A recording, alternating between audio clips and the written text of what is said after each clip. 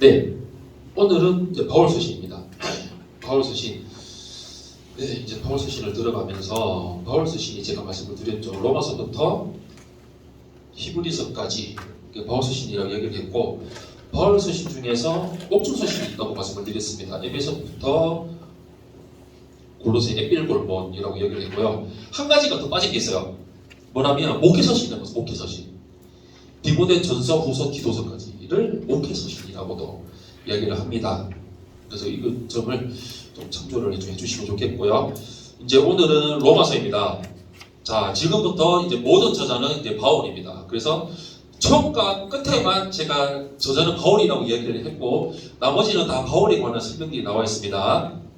자, 로마서의 저자는 바울입니다. 바울의 최종 목표는 로마를 거쳐서 당시 땅끝으로 여기고 있던 사바나, 바로 스페인입니다. 스페인까지 가서 복음을 전하는 것이 바울의 목표였습니다. 이것을 위해 바울은 로마 교회에서 후원받기를 원하며 자신을 소개하는 로마서를 써서 편지로 보냈습니다. 이 편지를 통해서 바울은 죄에 빠져서 죽을 수밖에 없는 인생을 구원하시는 분도, 율법과 죽음으로부터 자유하게 하시는 분도, 하나님과 인생들에 막힌 죄아담을 허물어버리신 분도 바로 예수 그리스도다 라는 것을 전합니다. 바울의 서신들 중에서 가장 논리적이고 체계적으로 복음이 무엇인가를 설명해주고 있는 책이 바로 로마서입니다. 이것을 이해를 한다면 구원의 정과정에 대한 교리와 실천이 다 나와 있습니다.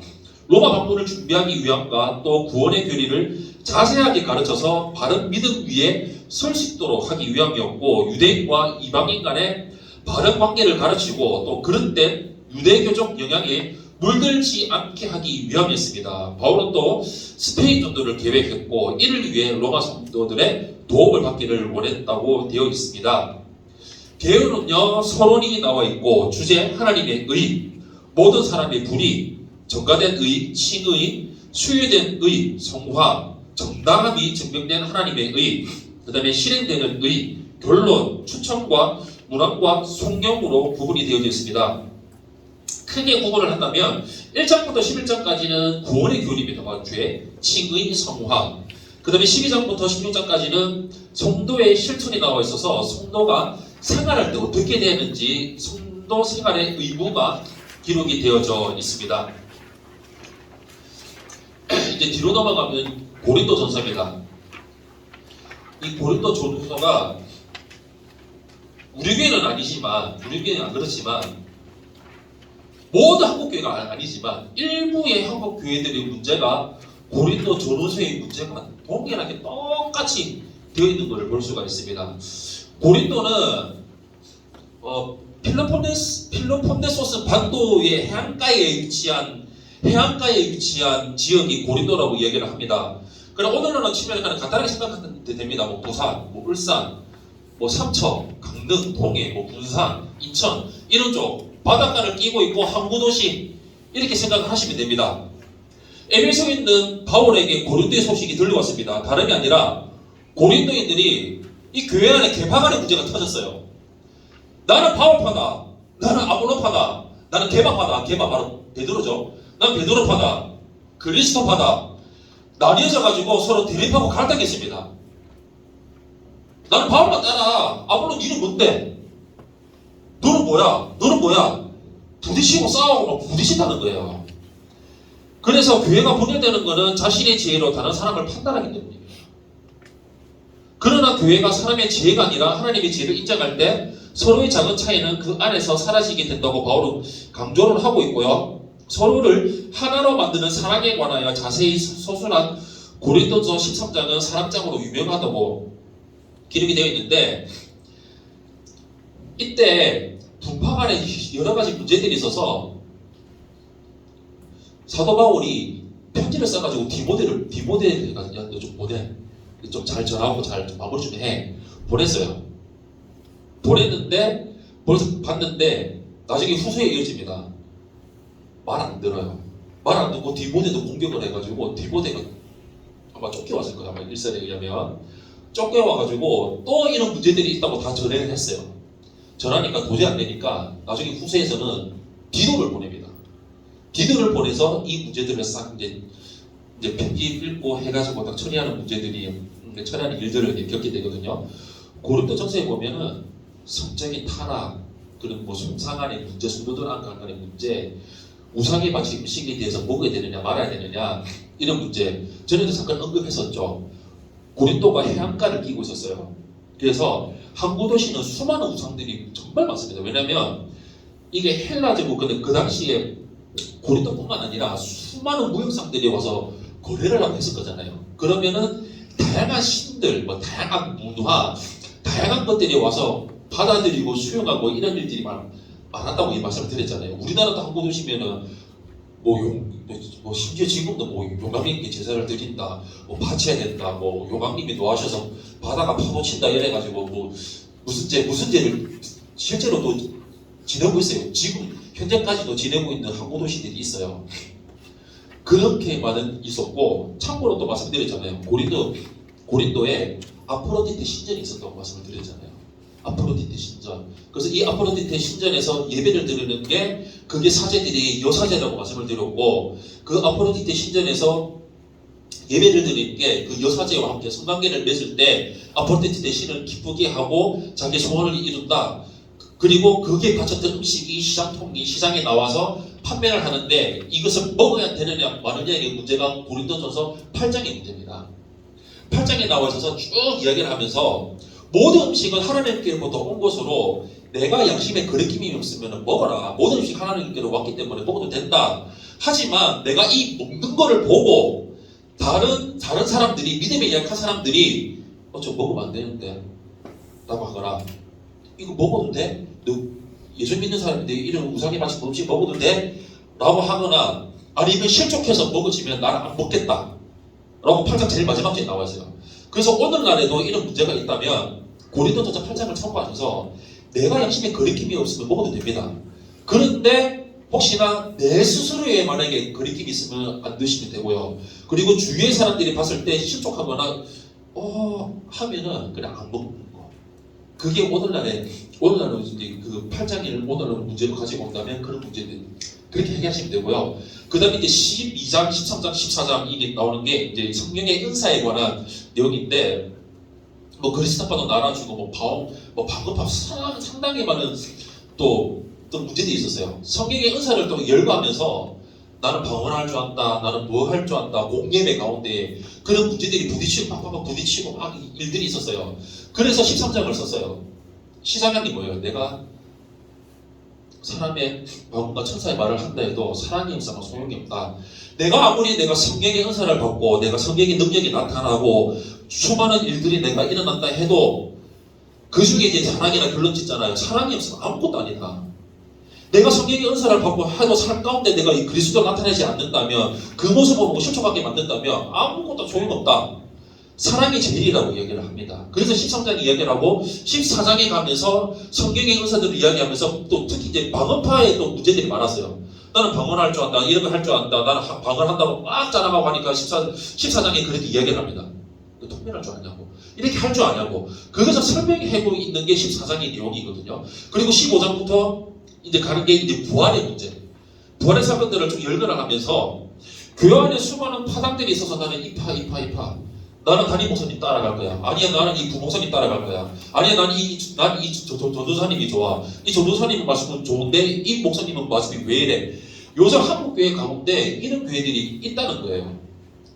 그리고 담임 목사님 말씀이 마음에 안 드니까 자기네끼리 판을 만들어서 해가지고 이 담임 목사님을 쫓아내려고.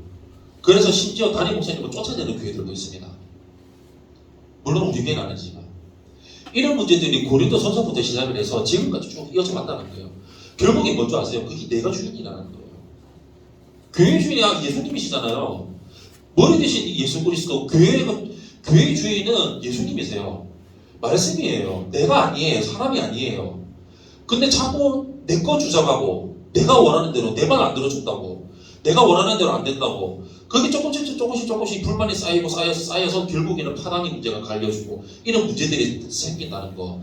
이 문제가 고린도전서를 보면 현재 지금 이 시대를 살고 있는 우리 교회 안에 현주소, 그런 문제들을 볼 수 있는 게 바로 고린도전서라는 것을 여러분이 좀 참조하시면 되고요. 개요를 보시면 이런 이렇게 쭉 설명이 되어 있습니다. 내용 구분을 하면 1장부터 4장까지 교회 분열에 대한 사도 바울의 답변이 나와 있고 5장부터 6장까지 음행과 성도 간 소송에 대한 답변이 나와 있고요. 7장부터 16장까지 질문 편지에 대한 답변이 나와 있습니다. 이제 고린도 후서로 넘어가겠습니다. 전서를 썼어요. 그리고 이제 공동체가 화합하게 됐다는 좋은 시소식을 기다리고 있었는데 바울 디모데가 막 울면서 왔거나 불이 죽어서 왔겠죠. 왜? 그러니까 이제 바울을 공격하기 시작합니다. 아니 이거 개바는 예수님 만나가 사도인데 니는 무슨 사도냐? 너 사도 맞냐? 라고 바울을 공격하는 사람들이 생겨났다는 거예요. 그래서 자신의 사도성이 의심받는 것을 곧 자신이 전한 복음에까지 영향이 미칠 수 있었기 때문에 자신이 사도인 것과 그동안 복음을 전하며 받은 고난에 대해 담대하고도 솔직하게 고백을 하고 있습니다. 이게 10장부터 13장까지입니다. 그리고 고린도후서 1장의 구사는 두 번째 편지 바로 10장부터 13장까지를 보고 사도 바울이 이렇게 해서 복음 전에 우리 지금까지 왔구나, 잘못했습니다, 이제 돌이키겠습니다 라고 회개한 고린도 성도들에게 감사와 기쁨의 마음을 담아 보낸 편지가 1장부터 9장까지의 내용이에요. 그래서 10장부터 13장까지 내가 고난을 겪었고 내가 몸이 어떻게 아팠고 내가 어떻게 해서 내가 삼천천까지 내가 보고 내가 사도 바울이 몸이 되게 안 좋았어요. 그 다메섹이 그걸 보고 안질이 계속 굉장히 동안 안질이 갖고 있었다. 뭐 눈곱이 계속 있다거나 아니면 눈이 제대로 많이 안 보였을 거다. 그리고 각질이 있었대요. 그러니까 설교하다가 갑자기 팍 쓰러져가지고 거품 물고 막 한 것들을 봤겠죠. 그리고 말을 제대로 잘 못했대요. 약간 좀 어눌해가지고 근데 말보다는 적는거는 엄청 잘 적었대요. 엄청 잘 적었대요. 그러니까 고린도 교회에 다 공격을 한 거예요. 사도 맞냐고. 너 뭐 아픈데 예수님 믿으면 다 고쳐주시는데 너는 아픈데 너는 사도 맞냐고. 그래서 10장부터 13장까지 보면은 그런 내용들이 쭉 열거해서 지금까지 내가 이렇게 살아왔다라고 나와 볼 수 있는 겁니다. 그래서 고린도후서는 바울의 인간적인 모습을 적나라하게 보여준 자사전이라고 볼 수가 있어요. 그래서 고린도전서가 고린도 교회에 도착하자 고린도 교회 성도들이 바울의 사도권과 그의 가르침을 왜곡하고 비난해가지고 또 그 사이 고린도 교회와 그 사이를 또 이간질하는 또 세력들이 있었어요. 다 또 이간질을 시켰어요. 그래서 그 소식을 디모데를 통해서 들은 바울이 편지를 써가지고 디도에게 보냈어요. 그래서 사도직의 소민 및 신적 기원 그리고 사도로서의 사역 등을 통해 자신의 사도권을 변호를 했다는 겁니다. 어린 중에도 헌신적으로 헌금한 마게도니아 교인들을 신뢰로 들어서 예루살렘의 가난한 성도들을 위해 구제 헌금에 적극적으로 좀 참여해달라, 도와달라라는 것이 권면하고 있는 내용이 바로 고린도 후서의 내용입니다. 그래서 1장부터 7장까지는 변호입니다. 그의 행동과 사도직에 대한 바울의 설명이 나와 있고요. 권고, 예루살렘 그리스도인들을 위한 용보, 바로 헌금이죠. 헌금에 관한 내용들이 적어 있고 논쟁입니다. 바울의 사도적 권위에 대한 변호를 하고 있습니다. 그래서 1장부터 7장까지는 바울의 사역 활동을 이야기를 하고 있고 8장에서 9장까지는 바울의 모금 활동, 10장부터 13장까지는 바울의 사도직 변호를 볼 수 있는 것이 고린도 후서의 내용입니다. 네, 갈라디아서입니다. 갈라디아서는 오늘날 지으면 터키 지역에 이렇게 땅이 있으면 학자들은 이야기를 해요. 뭐 남갈라디아, 북갈라디아 얘기해가지고 갈라디아가 뭐 북갈라디아선이 있고 남갈라디아선이 있는데 정확하게 어느 지역인 거는 추론을 못하긴 해요. 해서 통상적으로는 한 가운데쯤 있는 이 전체를 그냥 갈라디아 지역이다 이야기를 해서 여기에 예수님을 믿고 있는 사람들에게 보낸 서신이 뭐 갈라디아서다라고 뭐 학자들이 이야기를 합니다. 그런데 어쨌거나 저쨌거나 갈라디아에 있는 성도들에게 편지를 써서 보낸 것이 바로 갈라디아서입니다. 예, 갈라디아 교회에 복음이 들어왔다는 소식이 들어왔는데 여기에서 거짓 복음을 전하는 자들이 있었어요. 예수 그리스도를 믿더라도 구원을 받기 위해서 할례를 받아야 된다고 주장하는 유대 율법주의자들이 있어요. 뭐 간단하게 얘기하면 뭐 유대화주의자라고 얘기를 하는데 한마디로 율법을 지켜야 구원받는다는 것입니다. 한마디로 네가 예수님 믿었어? 증거대봐. 모르겠는데요. 할례 받아야 돼. 할례 받아야 구원받아. 이렇게 꼬시고 꼬셨던 율법 지켜야 돼 강조하면서 그 유대화 주의자들이 있었다는 거예요. 그런데 예수 그리스도 복음에는 그 어떤 조건도 없습니다. 율법을 강조하는 사람들은 아직도 사람을 외모로 판단하는 것입니다. 자유와 종, 남자와 여자, 할례를 받은 사람과 그렇지 않은 사람을 구분해서 하나님의 은혜를 받는 조건에 이런 것들을 포함을 시켰습니다. 다 구분해 나왔어요. 그래서 갈라디아서에는 이들의 논리에 대항해서 예수 그리스도의 복음을 지키려는 수호하려는 바울의 열정과 결심이 나타나져 있습니다. 그래서 갈라디아서는 이신득이 바로 이신칭이라고 얘기를 하죠. 믿음으로 구원받는다. 이것을 체계적으로 설명한 작은 로마서라고도 볼 수가 있습니다. 갈라디아 교회는 유대화주의자들이 들어와서 구원받기 위해서는 구약의 율법에 규정된 할례를 받고 율법도 지켜야 한다며 은혜의 복음을 흐려놓았습니다. 믿음으로 구원받는 건데 할례 받아야 되고 할례가 보내준 거고 또 율법을 지켜야 너희들이 예수 구원받아 살아간다. 예수님 아니다. 라고 서로 이야기한 유대주의자들이 들어왔다는 거예요. 이처럼 율법과 복음을 혼돈하는 대혼란을 수습하기 위해서 믿음으로 말미암는 구원의 복음을 율법과 차이점을 대조를 시키면서 강하게 다루고 있습니다. 뿐만 아니라 이 기회에 자신을 대적하는 자들에게 내가 참 사도이고 자신이 전하는 복음이 하나님의 복음임을 증명하고자 갈라디아에 보낸 것이 바로 갈라디아서입니다.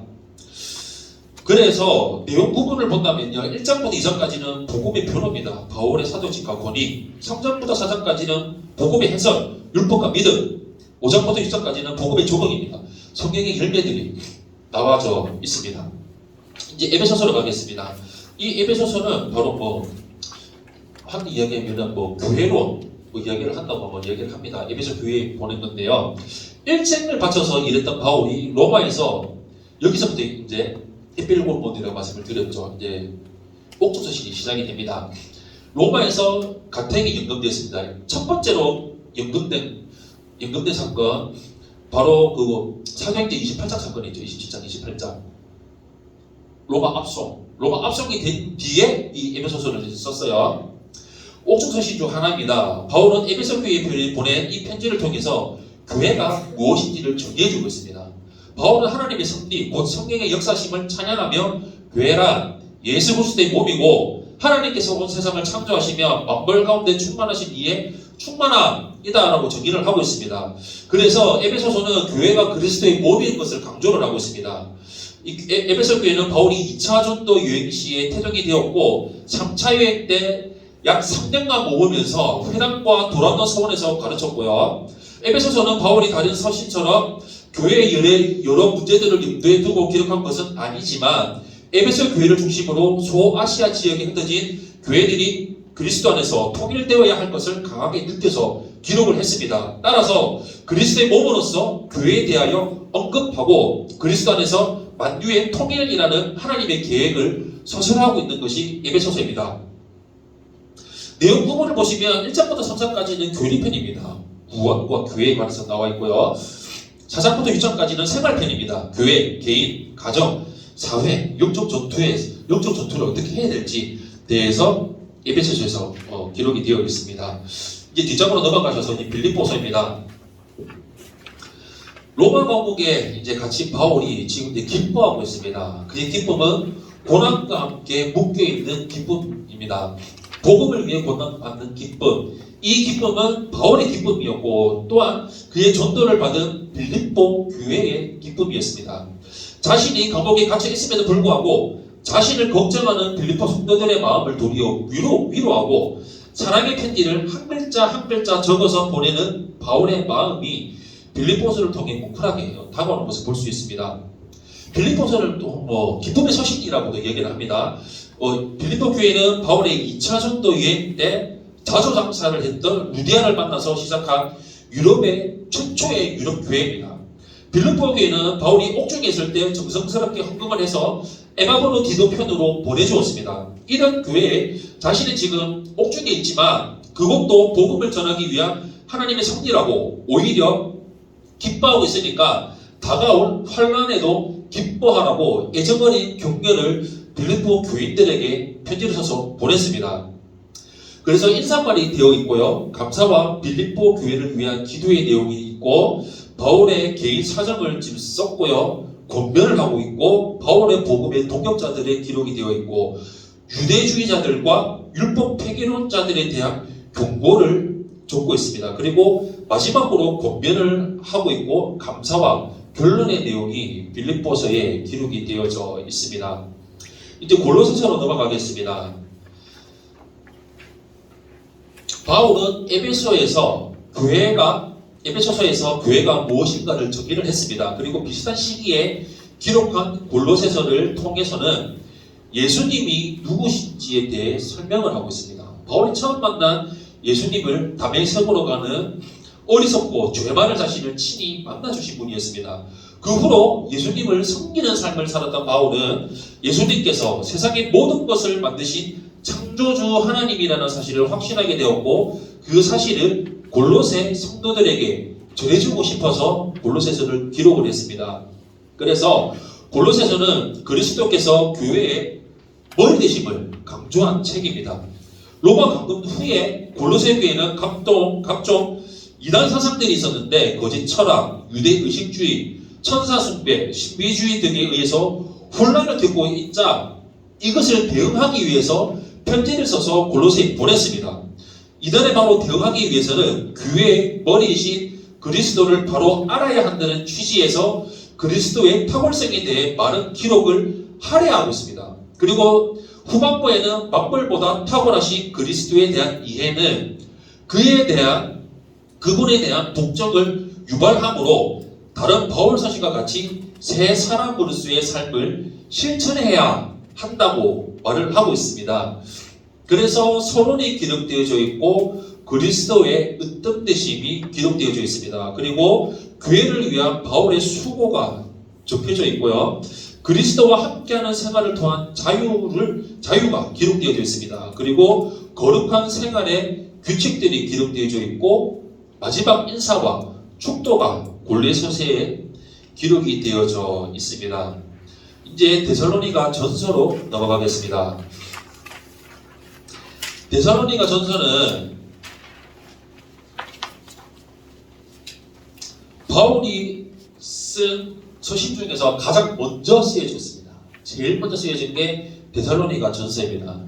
데살로니가는 바울이 복음을 전하다가 유대인들의 위협으로 3주 만에 쫓겨난 곳입니다. 하지만 그곳에 복음이 씨앗이 뿌리를 내려 교회가 세워졌습니다. 바울이 데살로니가 교회의 성도들에게 다시 오실 예수님에 대한 기대와 희망으로 지금의 어려움과 고난을 이겨나가라는 경계를 하고자 쓴 편지가 바로 데살로니가 전서입니다. 당시 초기 교회에는 승천하시면서 다시 오시겠다고 하셨던 예수님의 말씀을 붙들고 복음 전파에 더 기뻐감을 가지고 복음을 전했습니다. 그런데 예수님의 재림 시기가 자꾸 늦어지고 있었어요. 그러니까 데살로니가 성도들의 마음에 예수님의 재림에 대한 궁금증이 커지기 시작했고 이 소식을 들은 바울이 예수님께서는 반드시 다시 오실 것이다 라고 말하면서 그들을 격려하는 편지를 써서 보냈습니다. 그래서 데살로니가 전서는 바른 종말만족 삶을 제시한 책인데 2차 전도 여행 때 세워졌고 디모데의 보고를 듣고 쓴 바울 서신으로 아까 말씀드렸죠. 바울 서신 중 첫 번째로 쓰여진 서신입니다. 데살로니가 전서는 교회가 어려움 가운데도 신앙을 지키고 있다는 것을 격려하고 교회 안에 잘못된 주님의 재림관을 바로잡기 위해서 쓰여졌습니다. 교인 중 바울의 성실성을 의심하고 그리스도의 재림 때 죽은 사람들은 어떻게 될 것인지 많은 의혹을 갖고 있는 사람들에게 바른 가르침을 가르쳐주기 위해 기록이 되어져 있습니다. 그래서 1장부터 3장까지는 데살로니가 교회인들에게 칭찬과 격려를 편지를 썼고요. 4장부터 5장까지는 데살로니가 교회인들을 위한 종말론적인 교훈이 기록이 되어져 있습니다. 이제 데살로니가 후서입니다. 앞서 말씀드렸던 것처럼 이 교회의 문제가 예수님께서 곧 오실 것이라는 종말 사상이 퍼졌는데 많은 성도들이 일상을 놓고 혼란에 빠져 있었어요. 헷갈렸어요. 다시 오시는데 왜 안 와? 뭐 어떻게 살아야 돼? 그래서 아마도 바울이 이전에 보낸 데살로니가 전서를 읽고 일부 성도들이 성경 전체를 읽고 봐야 되는데 이 한 구절이 눈이 들어왔어요. 거기에 빠져가서 아 이거다 이 말씀이다 확대 해석한 결과이기도 문제들도 있을 겁니다. 바울은 예수님께서 반드시 재림하시는 것은 분명한 사실인데 그때와 시기는 우리는 알 수가 없다. 이 땅에 사는 동안 하루하루 생활을 성실하게 살아야 된다. 그래서 썼습니다. 재림에 대해서 썼는데 예수님이 오시네? 아 몰라 난 내 마음대로 살아야지. 나는 몰라. 그냥 일상생활을 놓고 살았어요. 삶에 충실도 안 하고 예수님이 오시니까 잘못된 종말론에 잡혀가지고 하고 마음대로 살았어요. 그 편지를 줘서 바울이 받았어요. 이렇게 사는 게 아닌데 내가 다시 싸워서 보내야 되겠다. 이렇게 살아야 된다. 라고 이렇게 살아라. 라고 쓴 것이 바로 데살로니가 후서라는 것입니다. 그래서 전서에서 오해한 종말론을 바로 잡기 위해서 편지를 써서 보낸 것입니다. 그래서 후서는 전서를 보낸 후에 그릇된 종말론이 수정되지 않고 여전히 오해 가운데 주님의 재림이 임박했다는 핑계로 자신의 직무에 충실하지 않는 자들을 바로잡기 위해서 보낸 것이 데살로니가 후서입니다. 그래서 심한 핍박을 당하고 있는 교회에 재림이 있을 때 상급과 형벌을 소설함으로 고난의 상황에서 더욱 인내할 것을 권면하고 있습니다. 그런데 종말론을 바로잡기 위해서 재림 전에 일어날 현상들을 알려주고 또 그런 상황에서 동요하지 말 것을 당부하기 위해서 데살로니가 후서가 기록이 되어져 있습니다. 내용 부분은요, 1장은 핍박받는 교인들에 대한 격려를 쓰여져 있고 2장은 주의 날에 대한 설명이 기록되어 있습니다. 그리고 3장은 교회를 향한 종말론적인 권면이 기록되어져 있습니다. 이제 디모데 전서로 넘어가겠습니다. 이제 디모데 전서, 디모데 후서, 디도서까지를 이제 목회 서신이라고도 이야기를 합니다. 바울은 약한 몸을 돌보지 않고 복음을 전하는데 최선을 다하는 디모데를 격려하고 믿음의 선한 싸움을 싸우라고 힘을 북돋아 줍니다. 디모데 전서는 디도서와 함께 목회 서신으로 불리기도 합니다. 목회자로서 교회를 어떻게 돌보아야 할 것인지에 관해 그리고 교회 안에 각 지부자들을 어떻게 세우고 협력할 것인지에 대해 관해서 자세하게 기록이 되어져 있습니다. 디모데 전서는 이론적 목회 지침서라고도 얘기를 합니다. 바울이 1차 감금에서 잠시 풀려나서 마게도냐 교회들을 한 번 더 순회를 합니다. 하던 중에 에베소에서 목회하고 있는 디모데에게 목회적 지침을 주기 위해 썼습니다. 교회 안에 침투한 이단 사상을 배격하고 복음의 순수성을 배려하면서 내적으로 성숙한 신앙생활을 건면하기 위해서 쓰여져 있습니다. 그리고 양적으로 성장한 교회 질서를 위해 공적 예배와 교정 제도와 그에 따른 교역자들의 자질을 규정을 해주고 있는 것이 디모데 전서입니다. 그래서 디모데 전서의 내용 부분을 보면 디모데를 권면을 합니다. 거짓 교훈을 조심해라. 그리고 2장부터 6장까지는 디모데에게 주는 교훈들이 나와져 있는데 2장은 공중예배에 관하여 3장은 직분 맡은 자들에 관해서 4장은 참된 교훈을 지켜야 된다. 5장은 목회자와 성도들의 관계를 잘 지켜야 된다. 6장은 목회자의 자질은 이렇게 돼야 된다. 라고 이야기를 해주고 있습니다. 네, 디모데 후서로 넘어가겠습니다. 로마 감옥에 갇혀있던 바울이 잠시 풀려났다가 다시 로마 네로 황제에서 감옥에 갇히게 됩니다. 바울이 자신의 세계가 끝나감을 직감을 해서 믿음의 아들 디모데에게 유언처럼 쓴 편지가 바로 디모데 후서입니다. 죽기 직전에 자신의 이제 마지막 유언처럼 쓴 게 디모데 후서입니다. 그래서 바울은 자신이 복음을 전함에 받았던 고통이 얼마나 큰 것인지를 경험함으로 알면서도 그 일이 복된 일이기에 자신을 이어 복음을 전하는 일을 디모데에게 부탁한 내용이 기록되어 있습니다. 그래서 실천적 목회 지침서라고도 이야기를 할 수가 있습니다. 디모데전서를 기록한 후에 다시 로마에게 투옥이 되었습니다. 다시 이제 잡혀 들어갔습니다. 그래서 근데 죽기 직전에 썼다고 얘기를 했죠. 그래서 자신의 영적 아들인 디모데에게 개인적인 영성과 성품을 당부하고 있는 서신입니다. 교리적인 측면보다는 신앙의 일선에서 승리의 삶을 영위하는 데 필요한 영적인 무장과 실천에 하는 측면에 초점을 두고 있습니다.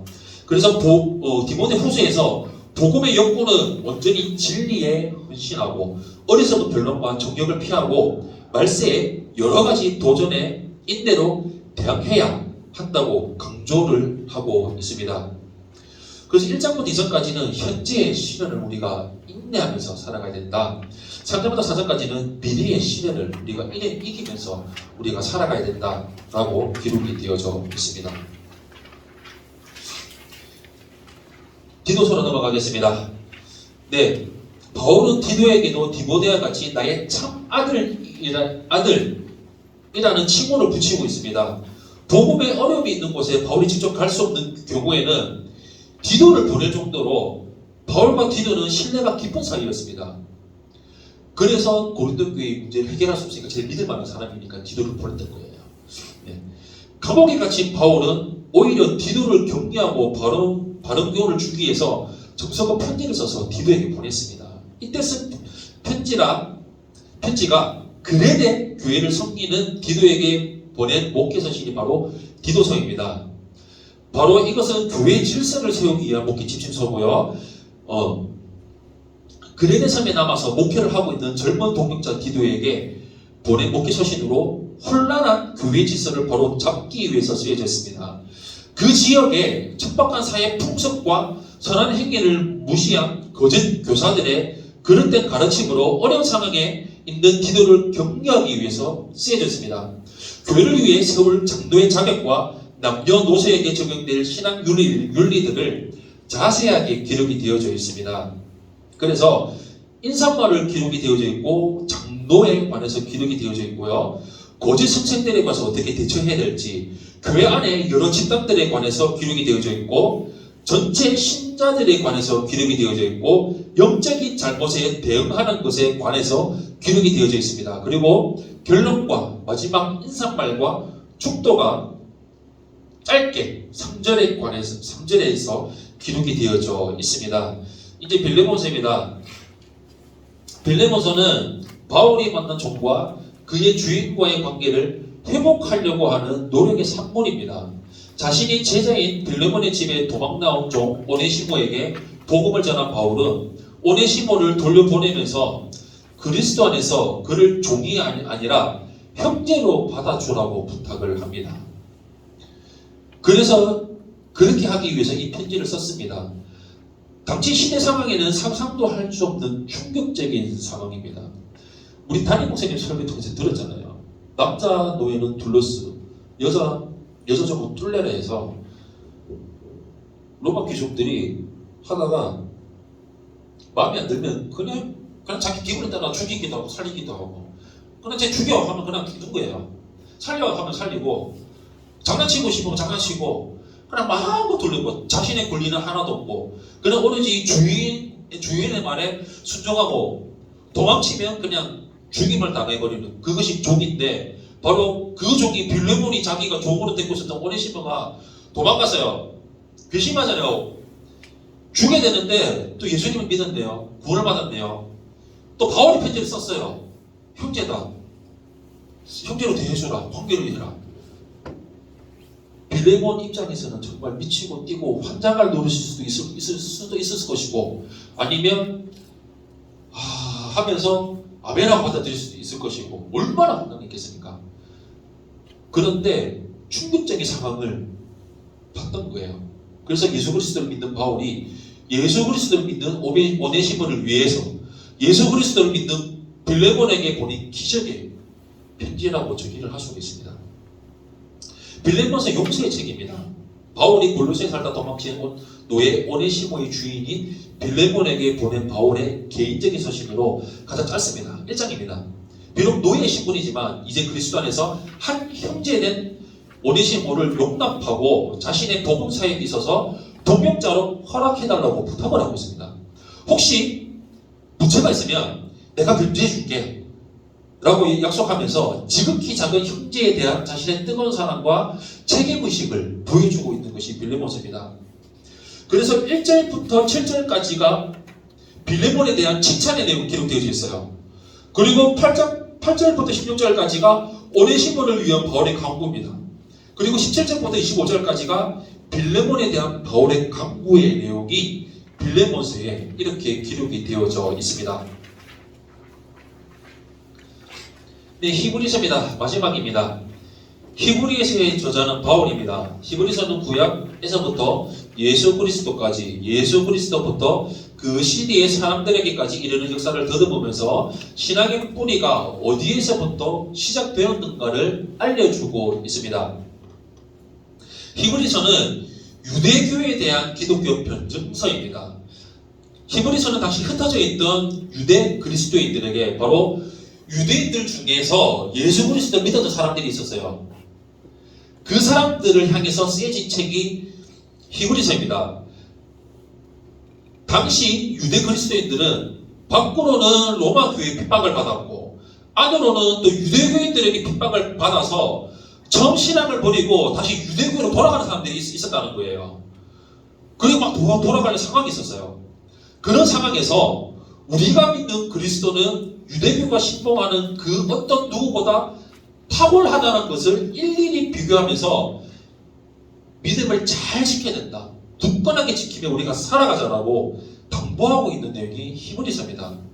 그래서 히브리서의 내용을 보시면 멜기세덱의 반차, 뛰어나신 예수 그리스도 다 변호하고 너희들이 믿음을 살아가고 우리가 오직 바라볼 것은 믿음을 가지고 예수 그리스도를 바라보며 우리가 살아가자라고 기록되어져 있는 게 바로 히브리서입니다. 그래서 머릿말에 기록되어져 있는데 하나님의 새로운 계시에 훨씬 뛰어나다. 그리고 옛 언약하의 지도적인 인물보다 훨씬 뛰어난 분이 바로 그리스도다. 그리고 그리스도가 바로 대제사장이 되신 그리스도의 희생의 사역, 역할에 대해서 기록이 되어져 있고 예수님을 충성과 인내로 따를 것에 대한 요구가 기록되어져 있고 마지막으로 결론이 되어져 있습니다. 그래서 1장 1절부터 4장 13절까지가 그리스도의 우월성, 그리스도가 우월하시다. 그리고 4장 14절부터 10장 18절까지가 예수님의 사역, 그리스도의 사역, 바로 제사장지, 언약의 중보자, 희생제물 역할을 하신다.